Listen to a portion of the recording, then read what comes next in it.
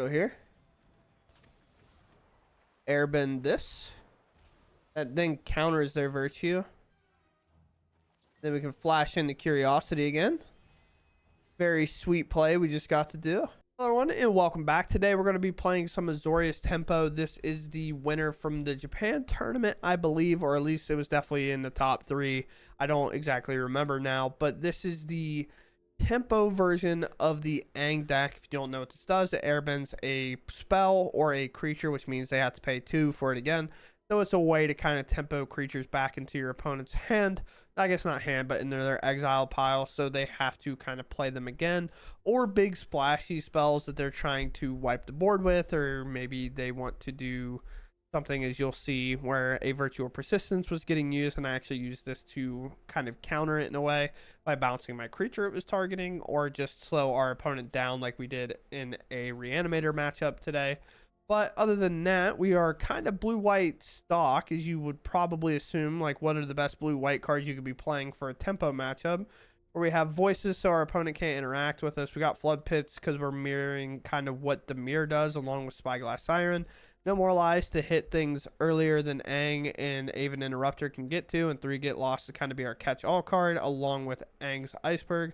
Flash, exile up to 1, target non-land permanent till it leaves battlefield. Sacrifice is if we do, we scry too. So we get to kind of do that. We have Tide Binders and 4 Curiosities. And the other kind of interesting flash card, if we have an Interrupter, becomes incredible because it says choose up to 1 target creature, then airbend all others. This does count ours until your next turn. Your opponents can't cast spells from anywhere other than their hand. I kind of forget that clause. I think I forgot that bottom clause the entire video. So if you see me not playing around it, that's probably why. Because I just now realized that says they can't cast anything from their hand, because I kept going, why are they casting it from like their hand instead of exile? So that makes sense. But with that said, we're going to go ahead and dive into the games. The webcam is off, as you could tell, maybe by my voice if you've listened to me for a while. I am indeed sick. I had some tissues in my nose the whole time, and that's embarrassing, and I will not show my face on cam like that. You'll never catch me. But with that said, I hope you all enjoyed the video, and it was a great time. The deck list will obviously be in the description. But with that said, let's go game. Okay. A little less of a tempo hand, I would say, but keep. Play a tap land out. Just really kind of fly with blue-white here. I would assume is going to be Badger Mole. Right.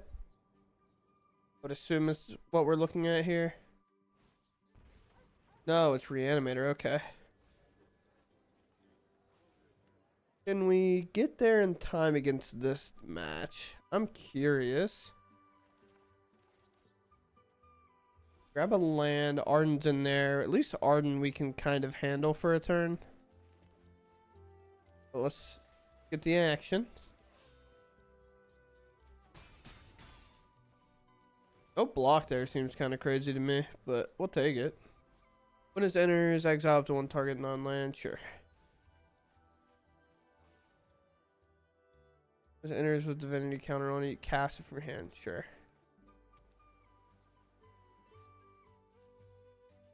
I think we kind of just want to get this thing out of the way. Oh, because that'll just give them something to play on their turn, right? When this enters with divinity counter, you cast from your hand. I just reach indestructible as long as divinity counter, remove it. Remove the divinity counter, reach. Each opponent discards their hand. Okay. So I kind of need Aang for that. So we're going to Iceberg here to absorb this out of the way. It takes a little pressure off the board, which sucks, obviously. But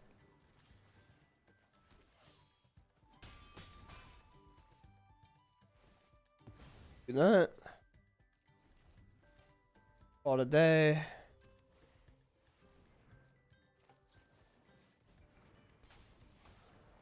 All right. Well, I guess it'll just depend what our opponent's up to, I suppose.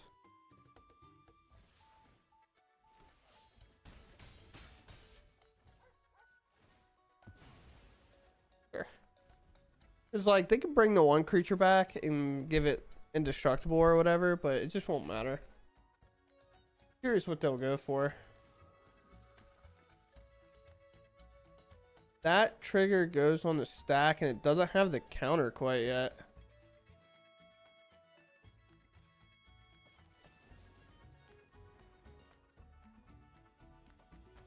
Not cast from hand. We just take care of that, I guess. Overlords are going to grab that card back, which thankfully now they're most likely just going to bring back an Arden, and there's the counter spell, which is huge. They could play a Cavern, but they didn't play a land this turn. So in my mind, it should be, well, actually 1, 2, 3, 4, 5, 6, 7. I've said it once again. I just realized that this was lethal. I almost missed it. I almost missed it. Well, I mean, we'll take that. Very nice. It's always weird that that land is activate on 4 mana in total, counting itself, not 5 mana. I always think it has to be 4 and then that one, but we'll take that win. Very nice. Going first, surveil land, sure. Get kind of a lot of looks here for a land. Past that, say hello. Okay. Unfortunately, that's going to come in tapped. We'll take the land. We'd love to have this open here for their Badger Mole that they play this turn.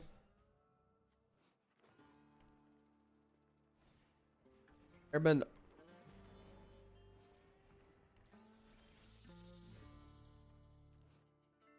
Pardon me, what's this? Sure, that's from a starting deck. I don't know what we got that in here for.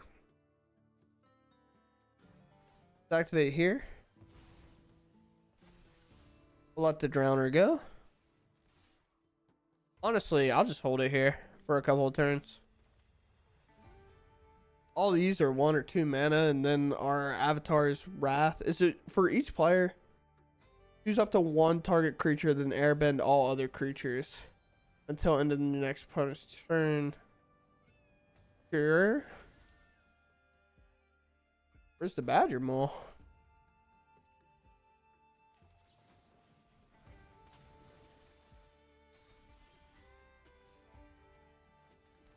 We could airbend it. Be such a bad play. I'll attack here. Do you imagine airbending this? Well, they can play around her No More Lies now. Now, if we can find one of these after we kind of Avatar's Wrath our opponent. Well, we'd want to do that first, I guess, right? We'd want to Avatar's Wrath and then kind of like tax him. When this creature enters spells your opponent casts. Okay. Our turn. Let's go Iceberg here. Get rid of the bigger creature. That one can just chump block my Flood Pits.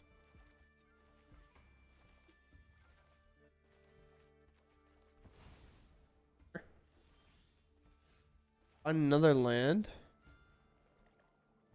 Here. I mean, if they're flush on mana, they might consider taking out this Drowner. If they think we have a Curiosity on the way, which would make sense to me.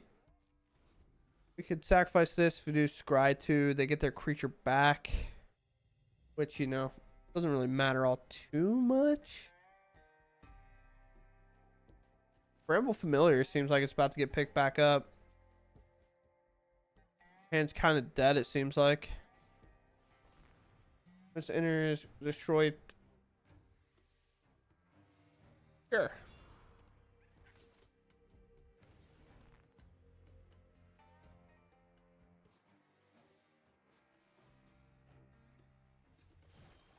I think the gift is guaranteed.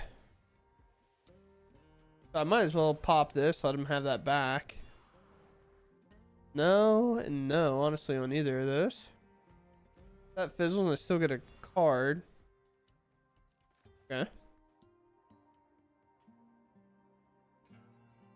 just don't really like the Bramble Familiar being one of the cards I would have to Avatar's Wrath here.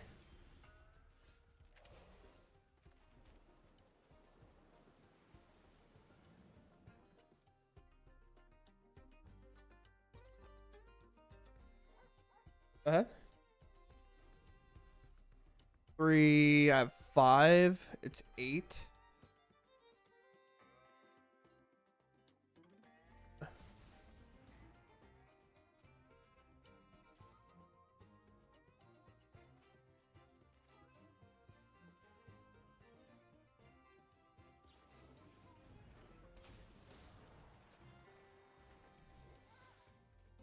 Not super pumped about that.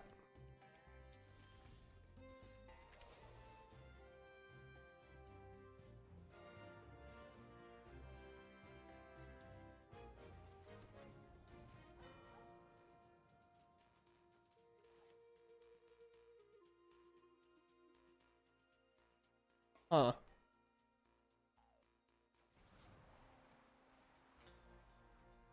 I mean, we're so cooked here.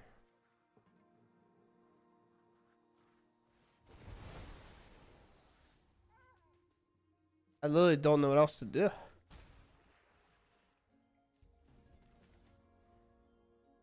Need the Bramble for 2 here. I mean, I don't really have much of an option outside of that. Crater Host's so weird when they get the random cavern. I'm not crazy, right? That is a beast. Could most likely just be like play out as many things as you can. I think 3 mana to play that though seems a little absurd.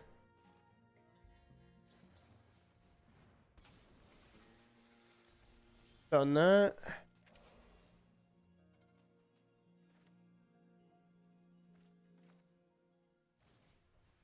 Voice.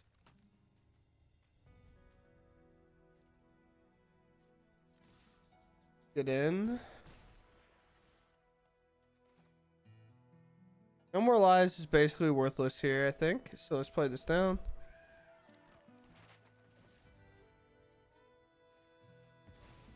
We're just gonna have to get lost the Crater Hoof, I guess.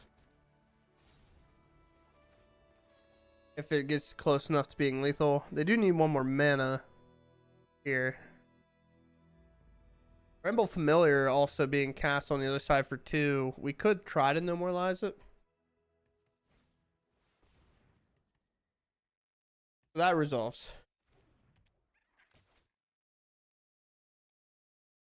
That indeed resolves. What do they opt for now? Go for Bramble. I go for No More Lies. Then I go for here. Go here.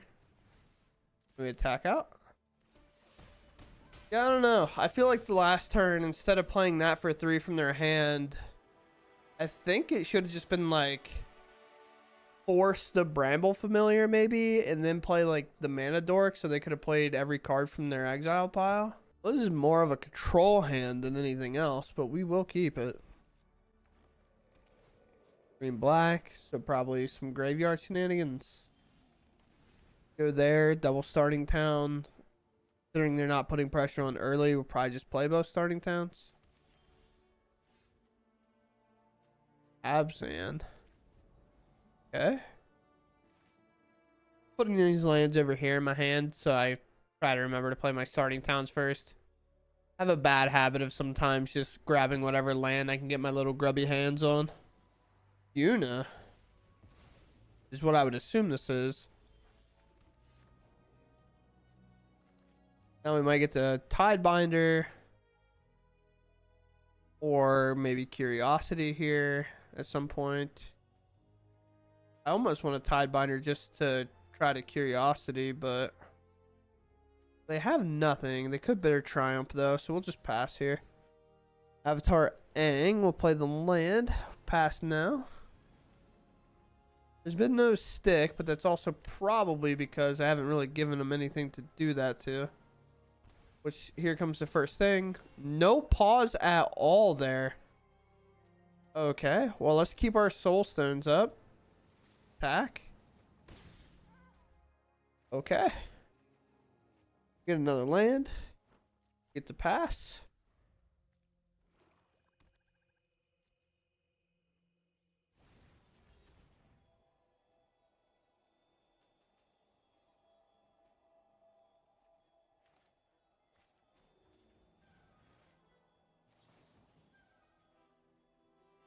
Go here. Airbend this. That then counters their virtue. Then we can flash into curiosity again. Very sweet play we just got to do. Now I just go to combat. I attack and I draw 2 off that. Another Aang. Very nice. 2 creatures flash in. My hand's full. They're at 5. They play a land. They slam a summon here.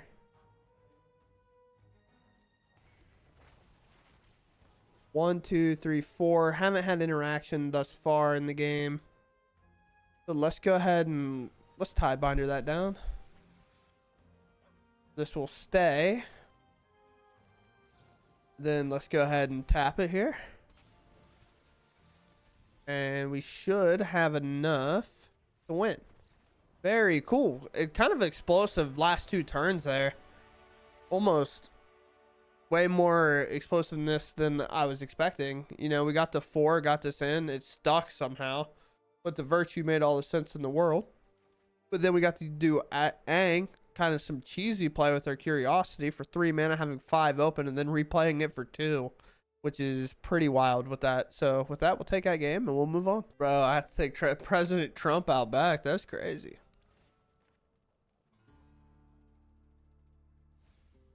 Nowhere to run. Interesting enough.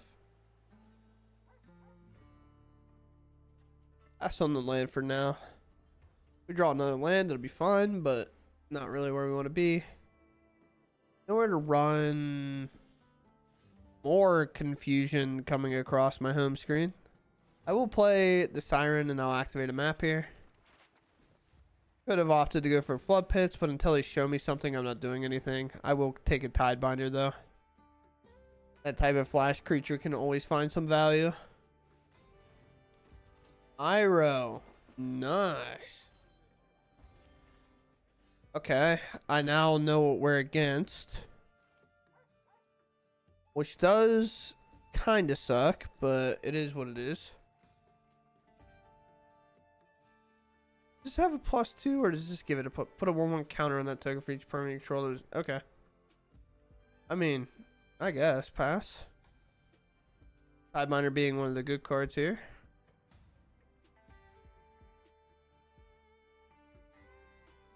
This is the deck that plays the enchantment that they try to give it to you. Kind of having a hard time thinking what that enchantment is. I assume this is going to take my Siren.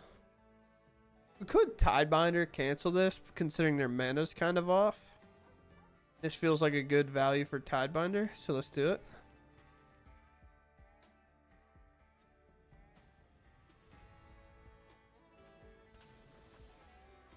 We have things that airbend, so getting rid of all these tokens won't be that hard.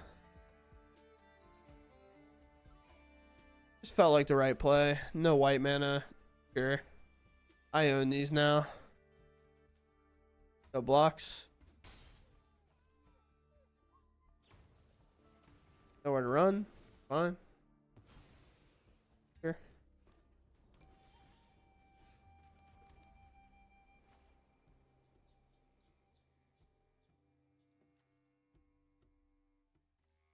Needing the airbend up to 1 spell kind of sucks. So let's just pass here, I guess.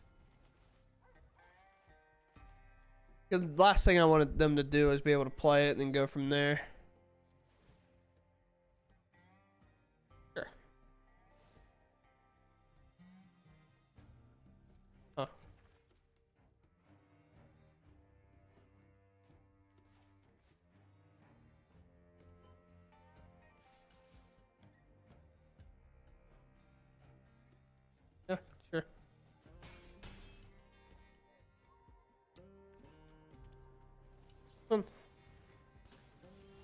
Nice.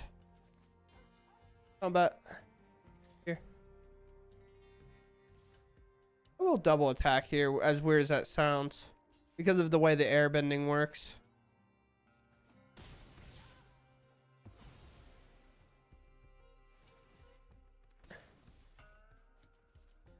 We missed on our land, which is not ideal.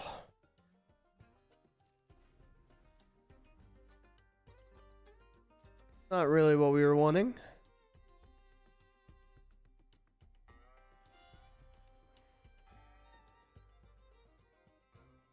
Sure.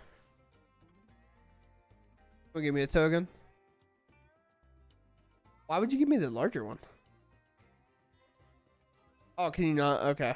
I was like, why would you give me the larger one ever? Here. We're already past the stage of giving me some. I should have got rid of Ira. What am I doing? Yeah, that was a mistake. I just assumed they didn't attack with it, knowing I was a flash deck, but sure. Well, that would have maybe made a little more sense. Will they block? The world may never know. If they don't block, I will draw 4. I'm not sure they were aware that I was going to draw 4 off that, but do I need? I do.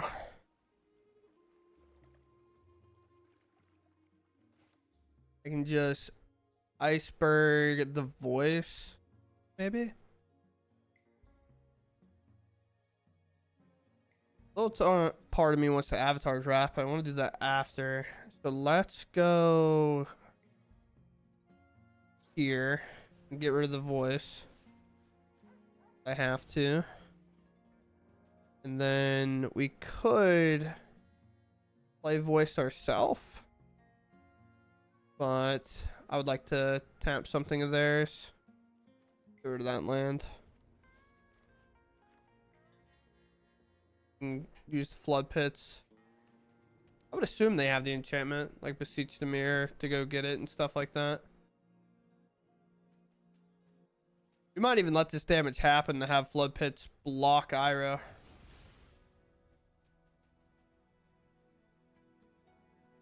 Sure. Thing is oh, Greed's Gambit. That's something.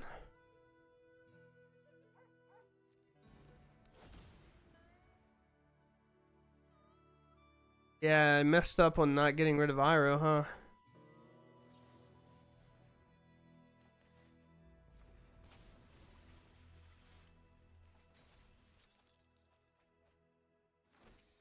What will I get rid of here? Obviously, they're going to give me Greed's Gambit. Make another token. What to do here? And it gains so much life. Yeah, I just messed this up pretty bad. I should have blocked the Iro when I had a chance.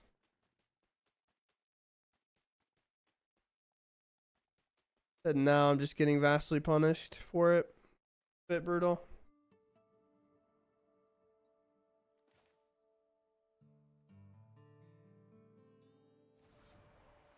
I guess we do this, right?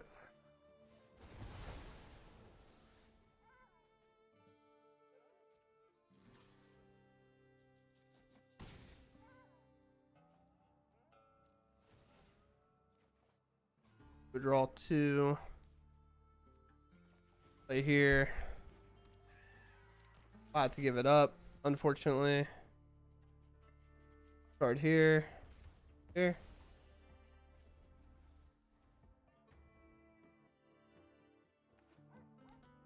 Not ready for Greed's Gambit, I'll tell you that. Why do people keep playing the Ira from their hand and not the one for 2 mana? I'll never know.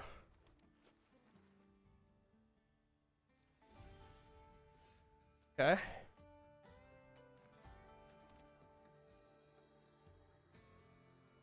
Starting to get there.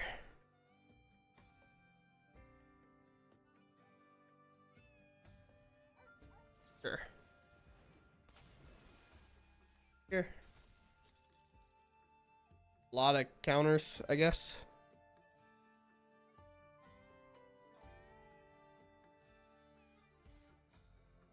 4. Alright. Right here. You can even pop 2 of these foods to gain a lot of life too. We get rid of voice here. Get rid of this. But we're definitely on like flood pit, hopefully.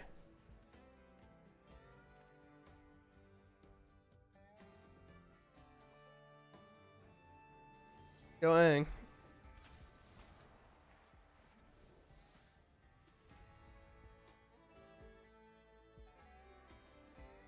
Sure.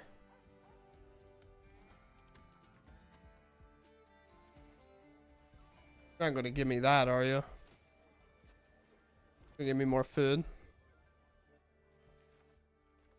That would kind of make sense. At some point I'll pop these foods. You're gonna start giving me lands. Listen, as a person that has food tokens,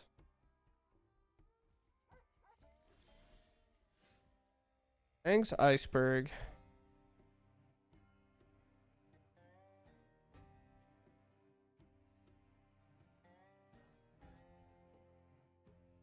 Wow. Definitely don't want to do that, that's for sure.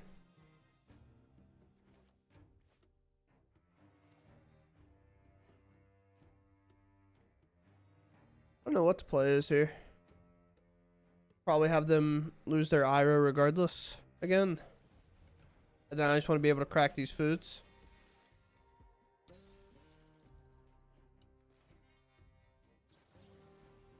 Considering they gave me extra mana. Combat. Kind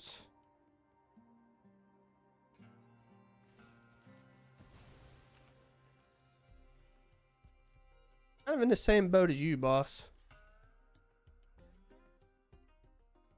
We are making a game of this though, which is weird. Maybe they have another IRO.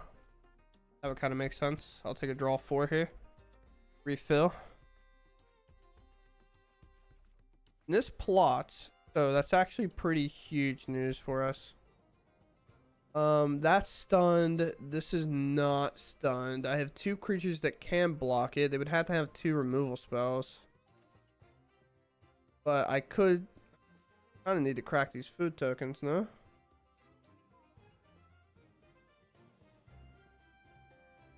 I mean, if it happens, it happens, I guess. Card of Curiosity. Get rid of this. Maybe could have got rid of Ang, I guess. That trigger happens before, so I technically could have done it the other way.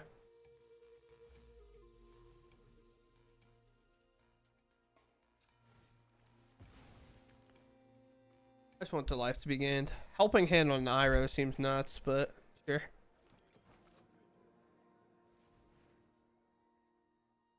I should now be able to Avatar's Wrath. Sure.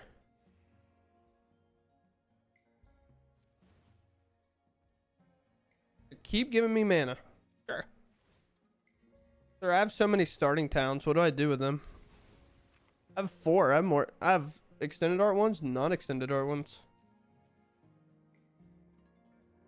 We're in a bit of a weird spot, huh?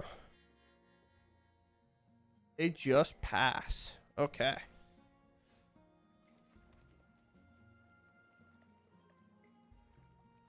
I bet. One.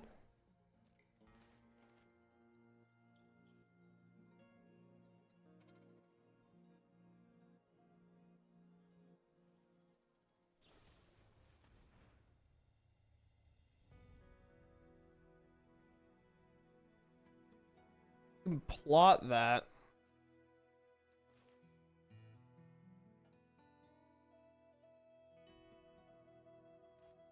I think I'm okay considering I have another Ang.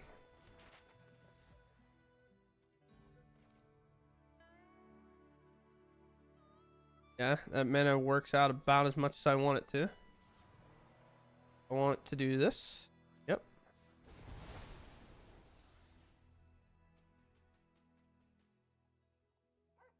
Then we'll go ahead and we'll play out my flood pits, I think. No. I think we want to hold it, no? Yeah, we'll just get rid of our iceberg here. Here. Down to 6. Trying our best. This is the best chance we've had to win thus far. That card I will be plotting. I just don't want to deal with it anymore. They can't cast it this turn. That's why we're plotting it.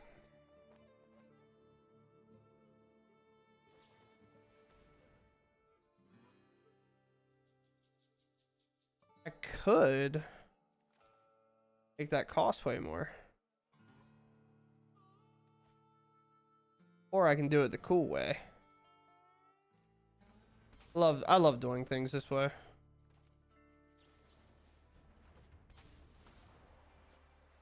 Save it. Yeah.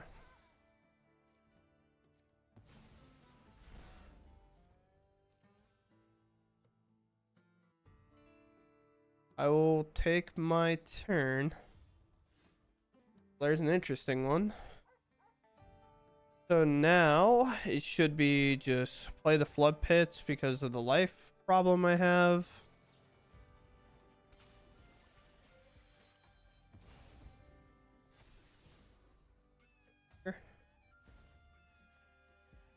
Why am I doing it on the flood pits? The world may never know. Combat. Because the flood pits is going to be the card I sacrificed, so I don't know why I was activating my map on it.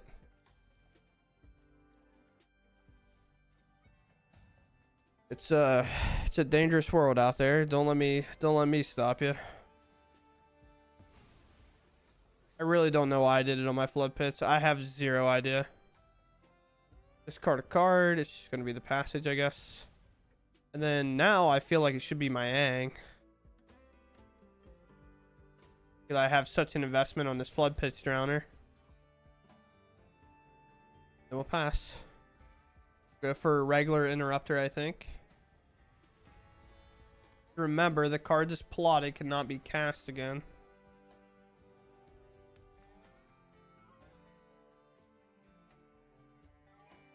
I will make it more expensive, though. My goal. Now, at least Iroh's 4 mana, so they can technically do both, I guess. I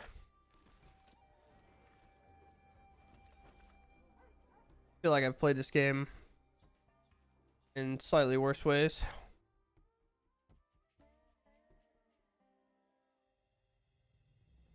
Now, what do I do? How do I get through? Passing? Are you going second main here? Sure. Huh. I have quite a bit of your permanents, yeah. Yep. Get lost. 7, 8, 9. Plus a food to gain 2, so it's not actually over here. Oh wait, is it? Because of this? That actually neutralizes the food entirely? Let's do here. We're learning. Lost this.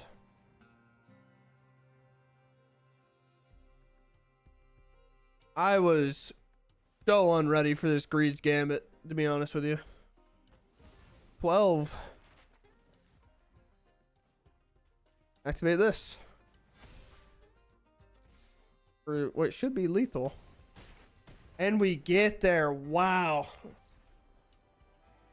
Oh boy, oh boy. There was definitely a mistake I made in there. I don't even remember when, but to kind of find the win at the end there, I feel pretty happy about, even though I don't know if I played that game the tightest I've ever played a game before, but yeah, I mean, we'll take it. All right, going for one more here. We got kind of a good hand. We'll keep. I don't know how to evaluate these hands.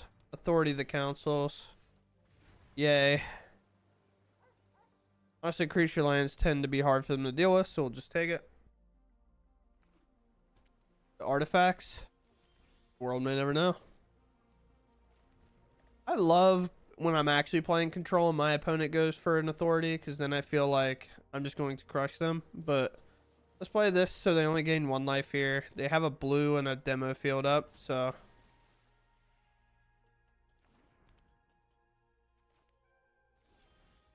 World may never know. Strike for 2. The fear in their heart. They're never prepared. It's just gonna be so hard to get their life total down when they're gaining 2 life a spell here. Do I even play anything? I think the answer is no. I just don't give them value. Here. The downside of not playing Dimir is that's never threatening a Kaido play. My favorite part of Dimir is like your opponent kind of always has to react. I could tempo this. They missed a land. It seems worth it to me. I think they have to pay 2 and they have to pay the spree cost. So it actually makes 3 steps ahead more expensive. If I'm thinking right. So weirdly enough, this will be 4 mana to counter a spell. It'll be really bad rewind. And now they're digging for the land pretty hard. Which I would assume is going to come in. Hopefully tapped. Or demo field. That's great. It's even better actually. So board wipe could come in. But I think I want to take my chances of hitting hard here. I don't believe that this can be cast for 2. Yeah, I didn't think so. Gain your 2. Could be like an Ultima or something, but they would have to rip a land here.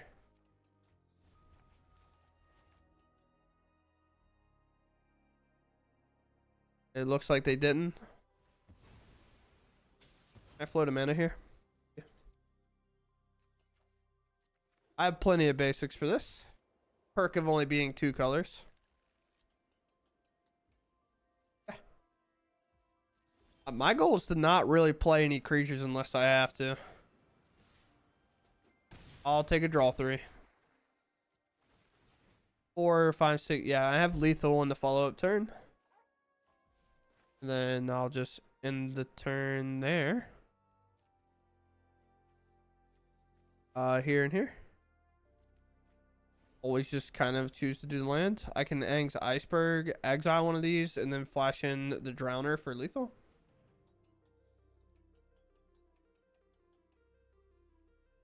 I suppose...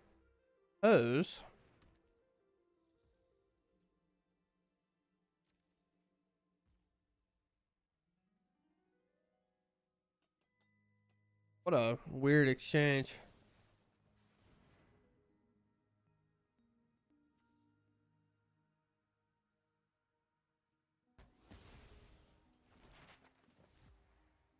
They have something. They could have another 3 steps ahead. And they just concede. Okay. Cool. My opponent played authority and then lost. We'll take that. There was 3 of them, which was making it very weird for me to play my stuff. Alright, so here we are with the Azorius Tempo. I could probably turn my webcam on for this. I just know I was kind of... Where's it at? Dude, holy, it's up there. But I don't know if you could tell. My face is not this red, I promise. My webcam's a little buggy. Not buggy, I just didn't want to mess with it. Because I didn't think I was going to turn it on at all. Holy bright side. But... yeah, I didn't have it on because I'm not feeling the greatest, and sometimes when you don't feel great, you may or may not have to put tissues in your nose, and I thought that was embarrassing looking, so I didn't want to put myself on cam. But my nose is kind of dry now, at least it feels that way, so I'm willing to have my webcam on for a while. But with that said, this deck felt very good. It definitely felt a lot like Dimir normally does whenever I'm playing it, where you just slowly turn the game into your favor until there is a pocket of 3 turns. And by 3 turns, I guess like 3 main phases where it's like you do something on your opponent's turn, and then it's your turn, and then it's your opponent's turn, and then on your next one, like, I guess so it would be 4 turns, where it's like, you kind of blow out your opponent twice on their turn, and then twice on your turn. And a lot of that comes down to, obviously, Curiosity being really important, Ang being good, and then even Interrupter when it's mattering. But cards like Flood Pitch Drowner, and then just staggering with counterspells and stuff. This deck has a weird consistency of cards. This is kind of against a lot of principles when building a Magic deck. Is people don't typically put a lot of 3-ofs in a deck if there's a 4-of that is guaranteed the best card. And a lot of times when their 3-ofs come from is where they haven't quite decided what cards they want to play and cards that they want to squeeze into the deck. And as you can kind of tell, Tidebinder and Avatar's Wrath are 2 of the cards that got squeezed in, but also not playing 4 of these, maybe we cut 1 to play an Iceberg. Not playing 4 of these, maybe we cut 1 to play an Iceberg. Not playing 4 of these, maybe we cut it to play Iceberg. And that same principle can be kind of divided across when it looks at these cards that are typically like, this is a 4-of in Dimir. This would be a 4-of in different variations of like Shoot the Sheriff, Bitter Triumph, and stuff like that. So it's not necessarily that Get Lost would be for Get Lost, but White doesn't typically have a better spell than this, other than maybe the Lesson card you can kind of think. But this can hit Planeswalkers, so it obviously has a lot of upsides along with enchantments. But we're not on 4 No More Lies. Ang makes sense because he's a legendary, and typically when you play him, it's on an opponent's end step, and he's not a very big body, so your opponent is like, well, that card already got its value. It's literally just 2-3 flyer, so I'll deal with it later.